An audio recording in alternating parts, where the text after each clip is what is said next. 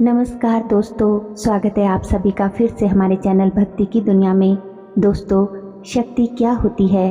जिस कार्य को करने में मानवीय क्षमता असमर्थ होती है, वही कार्य जब किसी अदृश्य शक्ति द्वारा कर दिया जाता है तो हम उसे शक्ति कहते हैं। शक्ति का जागरण एक ऐसी प्रक्रिया है जिसके अपने कुछ नियम, कायदे, कानून होते हैं। ऐसे ही हर किसी में शक्ति का जागरण नहीं हो जाता। शक्ति के जागरण से पहले व्यक्ति का आध्यात्मिक स्तर, उसकी शुद्धता, पवित्रता और उसका व्यक्तित्व जांचा और परखा जाता है। यदि वह उस ऊर्जा को संभालने योग्य होता है तभी शक्ति जागरण होता है। इसी को हम परीक्षा कहते हैं। ईश्वर, भगवान, देवी देवता, ये दैवीय शक्तियाँ सभी अपनी शक्ति देने से पहले आपकी परीक्षा ज़रूर लेते हैं और परीक्षा में पास होने के बाद ही वह साधक में शक्तियों का दान करते हैं और वह साधक चित्त विचित कार्य करने के साथ ही मानव जीवन को और अपने मानवीय लक्ष्य को भी सफल कर लेता है। दोस्तों, परीक्षा केवल एक भक्त की या एक साधक की ही नहीं होती। ये परीक्षा का क्रम तो प्राचीन समय से चला आ रहा है। ईश्वर सभी की परीक्षा लेते हैं।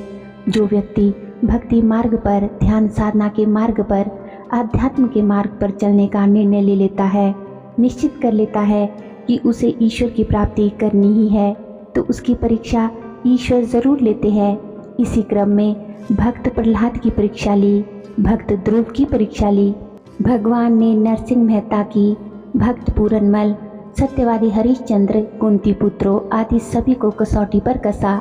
उनके सफल होने के उपरांत ही उन्हें वह सब कुछ मिला जिसकी उन्हें आवश्यकता थी, बल्कि यूँ कहे कि उनकी आवश्यकता से अधिक उन्हें भेंट किया गया।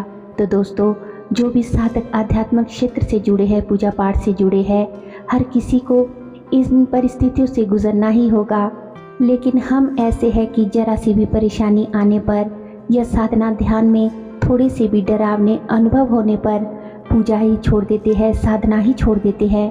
परीक्षा में आपको गरीबी, बेरोजगारी, शारीरिक कष्ट भी मिल सकते हैं, जिन्हें हमें भगवान की कृपा समझकर झेलते हुए अपने मंत्र जाप और अपनी पूजा साधना में लगे रहना चाहिए, छोड़ना नहीं चाहिए।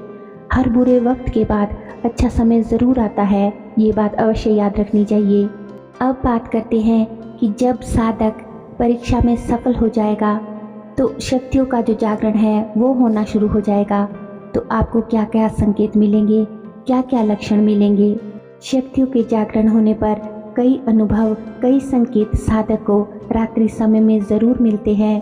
अगर रात्रि में आपको ऐसे अनुभव होने लगे तो आप निश्चित समझिए कि आपके अंदर शक्तियों का जागरण हो रहा है। आपको कई प्रकार के संकेत मिलने लगते हैं, जिनमें से कुछ संकेतों एवं लक्षणों के बारे में आज हम इस वीडियो में बात करेंगे। लेकिन उससे पहले दोस्तों, अगर आज आप हमारे चैनल पर पहली बार आए हैं तो हमारे चैनल को सब्सक्राइब ज़रूर कर लें। और अगर आप अक्सर हमारे चैनल की वीडियो देखते हैं लेकिन अभी तक भी आपने सब्सक्राइब नहीं किया है तो भी आप सभी से मेरी रिक्वेस्ट है कि चैनल को सब्सक्राइब ज़रूर कर ले।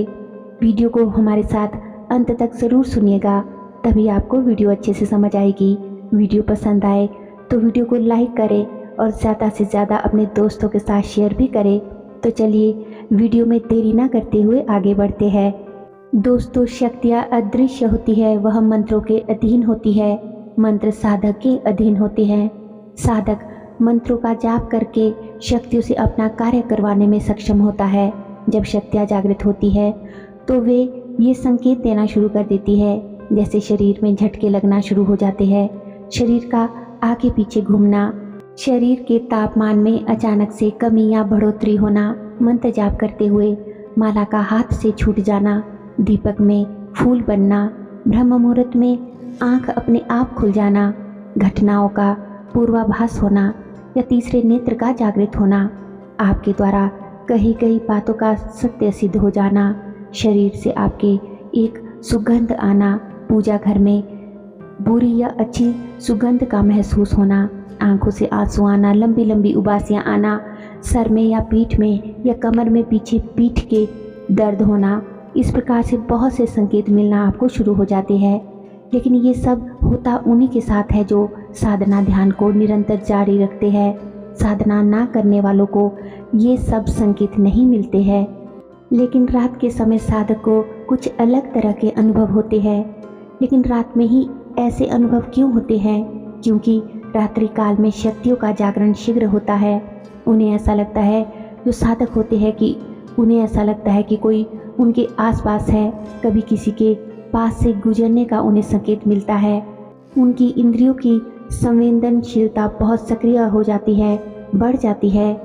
आंखें जो है वो अदृश्य शक्तियों को देखने लायक हो जाती है। नाक से सूंघने की शक्ति जो है उनकी बढ़ जाती है और त्वचा में स्पर्श करने की शक्ति बढ़ जाती है। कानों में सुनने की शक्ति, तरह तरह की आवाज़ें पहचानने की शक्ति बढ़ना शुरू हो जाती है। जो सूक्ष्म ध्वनियाँ है, सूक्ष्म लोक के जो सूक्ष्म ध्वनियाँ होती है वो उन्हें सुनाई देने लगती है। लेकिन एक बात है कि शक्तियाँ जब आपके पास आती है तो आप उन्हें कैसे पहचानें? आपको अपने पास कोई इलेक्ट्रॉनिक सिस्टम नहीं रखना चाहिए। अगर आप अपने पास कोई इलेक्ट्रॉनिक चीज़ रखते हैं जैसे कि मोबाइल या कैमरा, तो जब शक्ति आपके पास आएगी तो एक बात याद रखिएगा कि वो उस फ़ोन की या बैटरी की, कैमरे की जो समस्त ऊर्जा है उसको खींच लेगी और वो बंद हो जाएगा। इससे आपको पहचान भी हो जाएगी कि जो यहाँ पर है कोई शक्ति ज़रूर आई थी।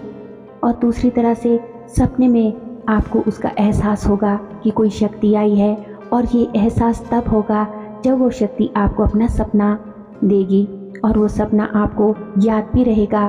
क्योंकि कई बार ऐसे सपने हमें आते हैं कि जो हम सुबह होते ही भूल जाते हैं। लेकिन इस प्रकार के सपने जब आएंगे तो आप उन्हें भूलेंगे नहीं। दोस्तों, इस संसार में दो प्रकार की शक्तियाँ होती है, एक नेगेटिव पावर्स और एक पॉजिटिव पावर्स। चाहे नेगेटिव हो या चाहे पॉजिटिव हो, दोनों प्रकार की शक्तियाँ उस इलेक्ट्रॉनिक उपकरण की शक्ति को खींचती है या खींच लेगी, उसकी ऊर्जा को समाप्त कर देगी। कभी कभी हमारे साथ ऐसा होता है कि जब हम सो रहे होते हैं, मतलब ना पूरे सोए होते हैं और ना ही पूरे जगे होते हैं, तो हमें ऐसा लगता है कि जैसे किसी ने हमें दाब लिया हो। तो ये भी शक्ति के आगमन की ही सूचना है। बात अगर यहीं तक सीमित है तब तक तो ये पॉजिटिव शक्ति है। लेकिन अगर आपको ऐसा महसूस हो कई बार कि कोई आपका गला दबा रहा है, तो इसका मतलब है कि वो नेगेटिव पावर्स है, नेगेटिव एनर्जी है जो आप पर हावी होना चाहती है। जब भी कोई नेगेटिव पावर आएगी तो आपको, जब भी वो आएगी आपको बहुत कमज़ोरी महसूस होगी, क्योंकि वह आपकी ऊर्जा के कुछ अंशों को खींच लेगी, अपने साथ आपकी ऊर्जा को ले जाएगी। लेकिन इसके ठीक विपरीत यदि कोई पॉजिटिव पावर्स आती है तो फिर क्या होगा? तब आपके शरीर की ऊर्जा बढ़ जाएगी, आप स्वयं को ऊर्जावान महसूस करेंगे, आप कमज़ोरी महसूस नहीं करेंगे। ये सभी प्रकार के अनुभव हमें कब ज़्यादा होते हैं? तो दोस्तों, ये रात्रि के समय में होते हैं।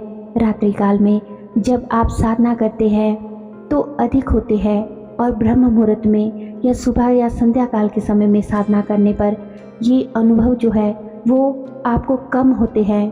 क्योंकि सुबह ब्रह्म मुहूर्त में जो साधना की जाती है वह तो सौम्य मंत्रों की साधना की जाती है और सौम्य देवताओं की जाती है, सत्वगुणी देवताओं की जाती है। उसमें आप भगवान नारायण का मंत्र जाप करते हो, भगवान राम, कृष्ण, भगवान विष्णु का मंत्र जाप कर सकते हो, शिव और दुर्गा की सौम्य साधनाएं कर सकते हो। तो जो सौम्य साधनाएं जब की जाती है तो अनुभव भी आपको सौम्य ही होते हैं। लेकिन रात्रि के समय में जो साधना की जाती है उनमें मुख्य साधनाएं आती है माँ काली की, भैरव जी की, हनुमान जी की, राहु केतु की, भूत प्रेत, यक्ष, गंधर्व, किन्नर, राक्षस, ब्रह्म राक्षस आदि की साधनाएं जो है ये रात्रि काल में की जाती है।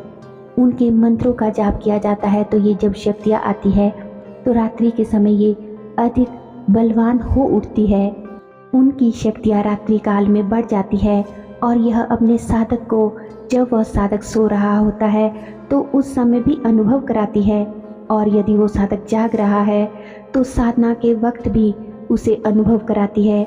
लेकिन रात्रि काल में साधना करने वाले व्यक्ति को साहसी और हिम्मती ज़रूर होना चाहिए। यदि वह डर जाता है, भयभीत हो जाता है, तो उसकी साधना खंडित तो हो ही जाती है, साथ ही उसके ऊपर प्राणों का संकट भी कभी कभी पड़ जाता है। यानी कि साधक के प्राणों पर भी बात आ जाती है, पागलपन तक हो सकता है। और अगर साधक नहीं घबराता है, डरता नहीं है, तो वह साधना के क्षेत्र में सफल हो जाएगा और सिद्धियाँ और शक्तियाँ भी जल्दी प्राप्त कर लेगा। रात्रि काल में साधना करते समय डरावने अनुभव भी हो सकते हैं, इस बात के लिए उसे तैयार रहना चाहिए। लेकिन अगर कोई साधक अपने अंदर जरा सा भी डर महसूस करता हो, उसे किसी बात की शंका हो, डर हो, तो उसे चाहिए कि साधना को वह सुबह के समय किया करे। ब्रह्म मुहूर्त में साधना करने पर भी अच्छे अनुभव मिलते हैं, क्योंकि दोस्तों ब्रह्म मुहूर्त भी एक ऐसा समय होता है जिसमें सतोगुणी सौम्य शक्तियाँ प्रबल वेग पर होती है और रात्रि काल में उग्र साधनाएं की जाती है, तांत्रिक साधनाएं की जाती है। तो वे तांत्रिक शक्तियाँ उग्र स्वभाव की होती है। तो जो साधक उनका वेग सहन करने में, उन शक्तियों का वेग को संभालने में असमर्थ खुद को महसूस करता हो, तो उसे भूल कर भी रात्रि काल में साधनाएं कभी नहीं करनी चाहिए। उम्मीद करती हूँ दोस्तों कि आज की ये वीडियो की जानकारी अवश्य ही आपके लिए उपयोगी और लाभप्रद रही होगी और आपको वीडियो अच्छी लगी होगी। वीडियो ज़रा सी भी पसंद आई हो तो वीडियो को लाइक करें और अपने दोस्तों के साथ, रिश्तेदारों के साथ शेयर ज़रूर करें। दोस्तों हमारे चैनल पर और भी अच्छी वीडियोज़ हैं, उन्हें भी आप जाकर ज़रूर देखें। डिस्क्रिप्शन बॉक्स में आप लिंक को चेक कर सकते हैं। तो दोस्तों अगर अभी तक भी आपने हमारे चैनल को सब्सक्राइब नहीं किया है तो सब्सक्राइब ज़रूर कर ले। तो चलिए मिलते हैं एक नई वीडियो के साथ, नई जानकारी के साथ। तब तक के लिए आप सभी खुश रहिए, अपना ख्याल रखिए और अपने आध्यात्मिक पथ पर आगे बढ़ते रहिए। धन्यवाद। जय श्री कृष्णा।